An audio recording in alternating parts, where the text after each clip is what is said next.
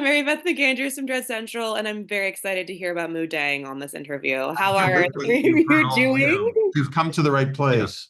Thank you. Congratulations on Rumors. I've been so excited to see this, and it exceeded expectations. It's so cool to see such a weird movie out, and I mean that as a huge compliment. How did it? Okay, I would love to know the three of you collaborate, and you worked on a lot of films together. So, how did the ideas start with this trio, with the three of you? It depends on the movie. Okay. Everyone seems to call for a different approach to conception. Yeah. How do three men conceive? Sometimes we're a little more romantic beforehand, other times a little rough around the edges, you know. In this case, there was a confluence of sort of there was two tracks sort of happening. We were spending a lot of time together in a room writing, working on various scripts, and you know, being frustrated by or enjoying group exercise, the group writing exercise.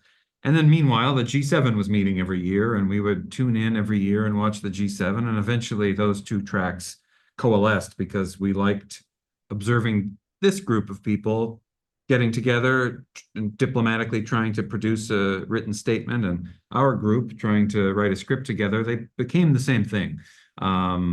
That's where the idea came from, and then where it was off. We are the G7. Yeah.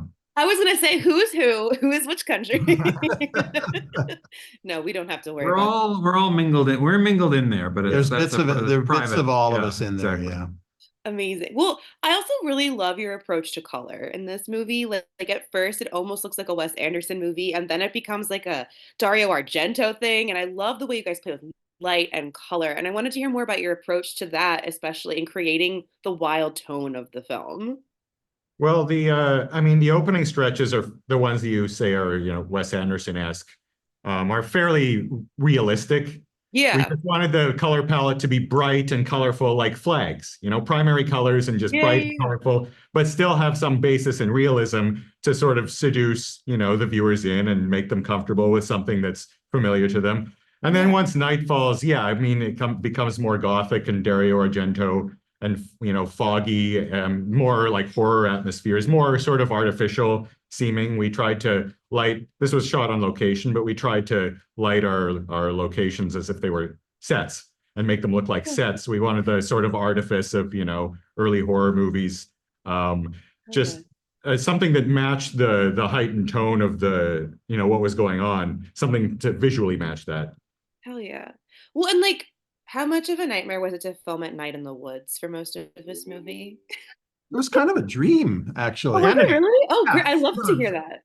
Yeah, no, there were problems, I guess, but I have nothing but fond memories. I just remember being so grateful for this job because we worked every day from 5 p.m. till 5 a.m. in October. So the sun was set already by the time we were shooting, and every now and then I'd have to pinch myself because there'd be in a dark forest, sometimes filled with way too much fog if the fog machine got out of hand, and you'd just be groping your way around back to set. You'd get lost, and then all of a sudden you'd feel like Kate Blanchett's face with your hand, and you go, "That's Kate," and okay, I must be near the set, and then you just work your way one actor's face at a time Or back to set. it'd be so foggy, you think, "Oh, I can take a pee now, and no one will see," and then the fog clears. There, the camera Surprise! Yeah, and there's the camera assistant pulling focus does happen. on the lens.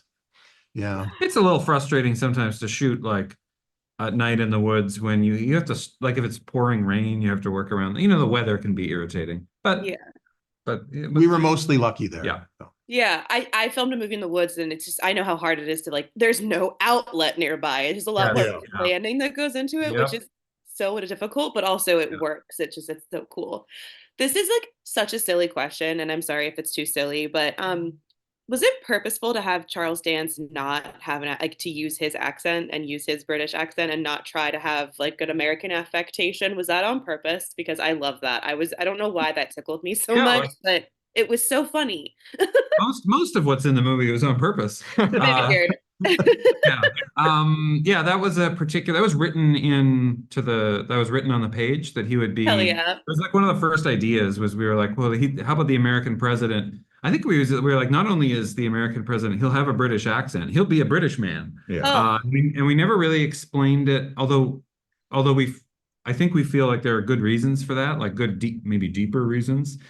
Charles put up a little fight because Charles can do a perfect American accent. He's a phenomenal actor, and he didn't, he was nervous about the idea of just like makes it look lazy or something like that to just do his accent.